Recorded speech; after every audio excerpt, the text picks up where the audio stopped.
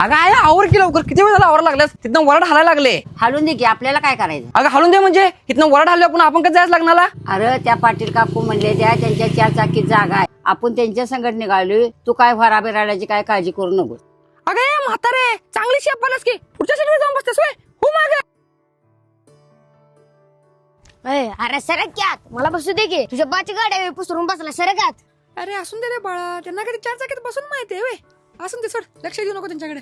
जाऊ दे बाळा, बारकं पोरगं आहे, कशाला त्याचं मनावर करते. हा म्हणून नाही घ्या. अगं आवरले आपलं, चला जाऊया. हा चला लवकर.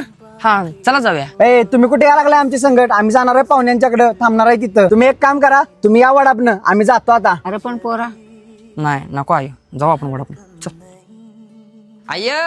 अगं ए आई. काय रे पोरा, काय झालं. अगं काय नाही, तुझ्यासाठी काय तर आणले. अरे चल पोरा. दाखव. अगं चल ग दाखव चल. अरे कुठं काय आहे इथं.